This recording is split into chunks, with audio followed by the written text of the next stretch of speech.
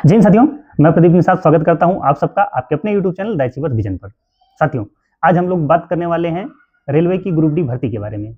जैसा कि आप सबको पता होगा कि रेलवे ग्रुप डी एग्जाम की डेट अनाउंस हो चुकी है और एग्जाम 27 नवंबर 2025 से शुरू होकर 16 जनवरी 2026 तक चलेंगे। तो काफ़ी लंबा टाइम स्पेन दिया गया है। लंबा समय इसलिए लग रहा है क्योंकि बच्चे भी बहुत ज़्यादा हैं, लगभग 1 करोड़ फॉर्म पड़ा हुआ है और वैकेंसी जो है समथिंग 32,000 के आसपास वैकेंसी हैं। तो कंपटीशन भी टफ है, आसान नहीं है। तो सबसे पहले तो जो बच्चे एग्जाम में पार्टिसिपेट करने जा रहे हैं उन्हें मेरी तरफ से सफलता के लिए अग्रिम शुभकामनाएं। आप सबको पता होगा अभी रिसेंटली सेंट्रल एडमिनिस्ट्रेटिव ट्राइब्यूनल का एक फैसला आया है जिसमें उन्होंने हाई स्कूल पास और जो ऐसे स्टूडेंट हैं जिन्होंने ITI कर रखा है, ऐसे दोनों साथियों को ग्रुप डी की परीक्षा के लिए अलाउ कर दिया है। ये बहुत ही खुशखबरी की बात है हमारे उन साथियों के लिए जिनकी योग्यता केवल हाई स्कूल है, जिन्होंने ITI नहीं किया था। तो अच्छा फैसला था ट्राइब्यूनल का, दोनों लोग को मौका मिल रहा है। करने से पहले मैं सबसे पहले ये बता देना चाहता हूँ कि ऐसे साथी जिनका एग्जाम डेट आ चुका है यानी कि 27 से शुरू हो चुका है, ये वीडियो उनके लिए बहुत ज़्यादा महत्वपूर्ण नहीं होगी, लेकिन हाँ एग्जाम के समय उनको ये थोड़ा सा हेल्प करेगी। लेकिन हाँ ऐसे साथी जो अभी 10 दिन 15 दिन 20 दिन बाद एग्जाम देने जाने वाले हैं उनके लिए काफ़ी महत्वपूर्ण वीडियो होने वाला है। तो हम बात कर लेते हैं कि बहुत सारे साथी हमारे ऐसे भी होंगे जो लोग ये सोच रहे होंगे कि ग्रुप डी का एग्जाम है, इस एग्जाम को क्या दें, छोटे लेवल की वैकेंसी है। तो मैं आप लोगों को बता दूं कि ऐसे साथी जो लोअर मिडिल क्लास और मिडिल क्लास से हैं, जिनकी इकोनॉमिकल कंडीशन अच्छी नहीं है, मैं ये सुझाव दूंगा कि अभी के लिए आपके पास ये अपॉर्चुनिटी है, तो आप लोग मन लगा के पेपर दें और अपना सिलेक्शन सुनिश्चित करें। अगर आप एक बार रेलवे में सिलेक्ट हो जाते हैं तो वहाँ इंटरनल एग्जाम होते रहते हैं, तो आप वहाँ पर इंटरनल एग्जाम देकर भी NTPC ग्रेजुएट लेवल या फिर रेलवे जी जिनके पास डिप्लोमा होगा या बीटेक होगा, इन जैसे पदों पर भी जा सकता। अब बात कर लेते हैं कि ग्रुप डी के एग्जाम में सिलेक्शन का प्रोसीजर क्या है और सिलेबस क्या है। तो प्रोसेस आपको पता होगा कि इसमें 90 मिनट में 100 क्वेश्चन करने हैं और 1/3 की निगेटिव मार्किंग है। तो इसका जरूर ध्यान रखना आप लोग कि 1/3 की निगेटिव मार्किंग है, तो ज़्यादा निगेटिव करने को अवॉइड करें। और बात कर लें सिलेबस की, तो सिलेबस में जैसा कि आपको पता होगा कि मैथ के 25 क्वेश्चन, रीजनिंग के 30 क्वेश्चन, सामान्य विज्ञान के 25 क्वेश्चन और 20 क्वेश्चन जनरल अवेयरनेस और करंट अफेयर्स के आते हैं। तो वन बाय वन हम लोग बात करेंगे कि किस सब्जेक्ट में हम लोग को कैसे अपनी स्ट्रेटजी बनानी चाहिए कि जिससे जो बचे हुए समय है हम इनमें अच्छा कर सकें और अपने 2-4 नंबर इंक्रीज करके और सफलता को सुनिश्चित कर सकें। तो सबसे पहले तो मैं सामान्य ज्ञान और करंट अफेयर से शुरू करूंगा क्योंकि ज़्यादातर बच्चों के लिए ये समस्या क्रिएट करता है। मैथ, रीजनिंग, साइंस तो लोग कर लेते हैं, लेकिन सामान्य ज्ञान में उनको थोड़ी प्रॉब्लम होती है जिसकी वजह से उनका सिलेक्शन भी रुक जाता है। तो सामान्य ज्ञान की बात करें तो इसके लिए मैं ये मानता हूँ कि ज़्यादातर बच्चे लूसेंट या कुछ ना कुछ ऐसा सामान्य ज्ञान की एक किताब पढ़ रहे होंगे या उनके अपने नोट्स होंगे, तो जिनके अपने नोट्स है उससे बेस्ट तो कुछ है ही नहीं। तो अब बात कर लेते हैं जो सामान्य ज्ञान के लिए लूसेंट पढ़ रहे हैं या उनके अपने नोट्स हैं, उनको क्या करना चाहिए। आप उसी का रिवीजन करिए। जैसे कि सामान्य ज्ञान में आपको पता होगा कि आपको हिस्ट्री, ज्योग्राफी, पॉलिटी, इकोनॉमिक्स और प्लस जो इंटरनेशनल ऑर्गेनाइजेशन है जैसे कि UN हुआ, WTO हुआ, इस तरीके के जो वर्ल्ड बैंक हुआ, इस तरीके की जो ऑर्गेनाइजेशन है उनसे संबंधित क्वेश्चन पूछे जाते हैं। तो आपको इनके लिए तैयार होना होगा। आप लोग क्या करें कि आप अपना नोट्स और लूसेंट जो आपने पढ़ा हुआ उसको रिवाइज कर लीजिए और उसके बाद यूथ पब्लिकेशन की एक बुक आती है सामान्य ज्ञान के लिए, जो प्रीवियस ईयर जो ग्रुप डी में क्वेश्चन पूछे गए हैं उनके सॉल्यूशन के साथ देता है। तो सबसे अच्छा तो वो है। अगर जिन लोगों ने पढ़ा है वो पढ़ लें, जिन लोगों ने नहीं पढ़ा है अगर उनके पास 15-20 दिन का समय है तो ला के कम से कम 10-15 सेट तो सॉल्व कर ही लें, उनको उससे बहुत बेनिफिट होगा।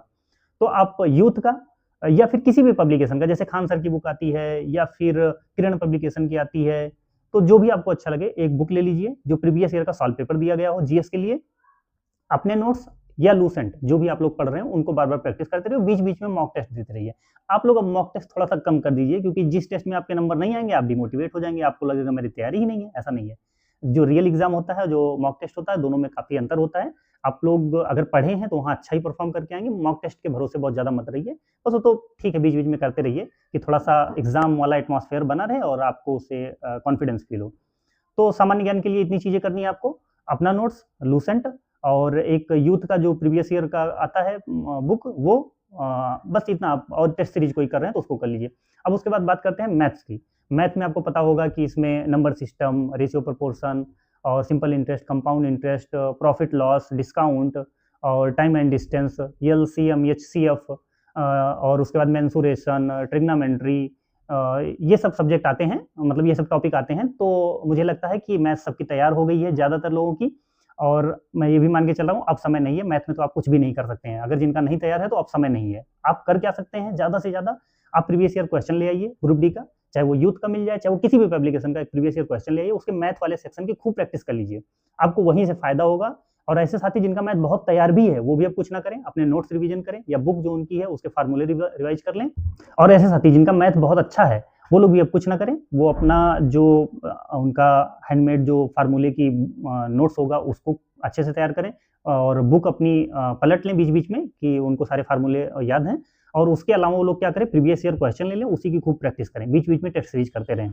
तो मैथ के लिए आपको जो टॉपिक नहीं आ रहा है उस टॉपिक का प्रीवियस ईयर पे जाइए, प्रीवियस ईयर क्वेश्चन देखिए किससे कौन कौन से क्वेश्चन पूछे गए हैं। आप सिर्फ उतने लेवल तक वो टॉपिक तैयार कर लेंगे तभी आपका फायदा हो जाएगा। पूरे टॉपिक के चक्कर में मत पड़िए कि मेरा पूरा मैथ तैयार हो जाए।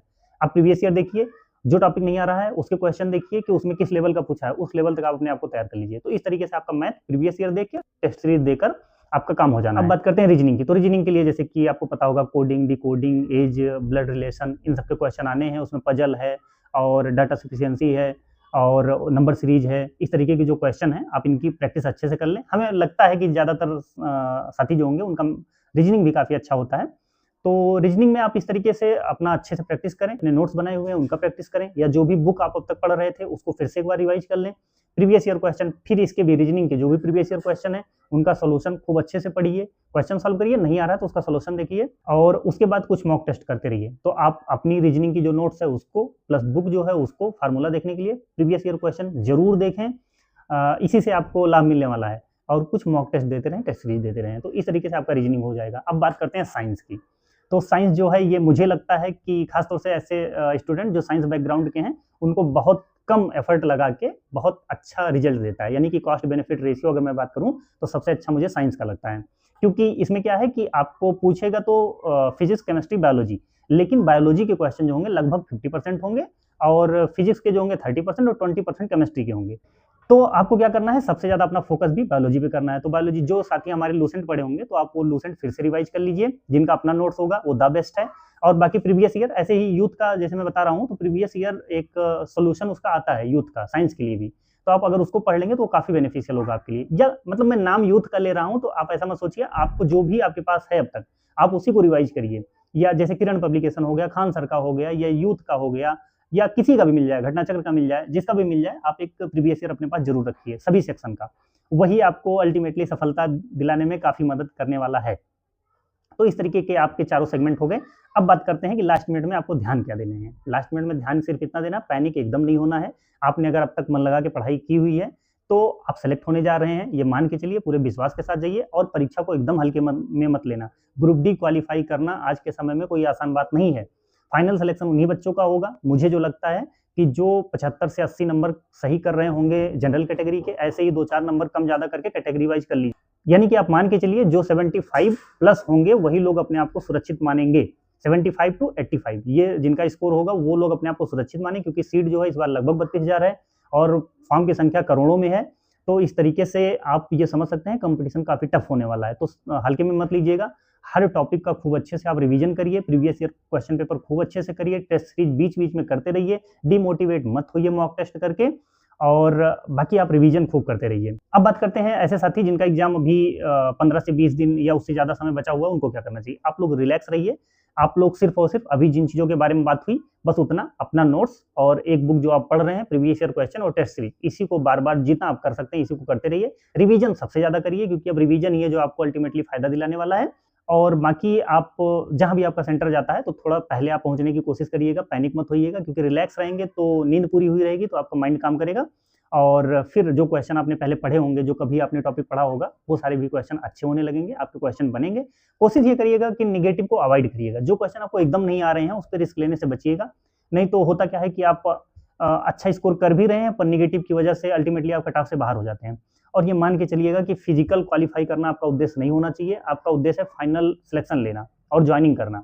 तो उसके लिए आप अभी से तैयार हो जाइए कि हमें एक 75 या उससे ज़्यादा ही स्कोर करना है। तो अभी से आप मेंटली प्रिपेयर रहिए और खूब अच्छे से तैयारी करते रहिए और अपने स्वास्थ्य का ध्यान रखिए, क्योंकि सर्दी चल रही है। पढ़ाई को लगातार बूस्ट करते रहिए, समय और ज़्यादा बढ़ाइए। अगर आपको लग रहा है कि अभी समय बढ़ाने की जरूरत है तो और ज़्यादा बढ़ाइए और खूब रिवीजन करिए, खूब मन से तैयारी करिए और परीक्षा दीजिए, क्वालिफाई करिए और अपनी इस बेरोजगारी को समाप्त करके और आप रेलवे के कर्मचारी बने और आगे आपको अवसर मिलते रहेंगे अपर लेवल पे जाने के लिए, तो आप उनका भी लाभ वहाँ से जाके उठाएं। और हाँ साथियों, एक रिक्वेस्ट आपसे है कि आप लोग वीडियो को लाइक करें, चैनल को सब्सक्राइब करें और अपने दोस्तों के साथ शेयर करें। जय हिंद, जय भारत।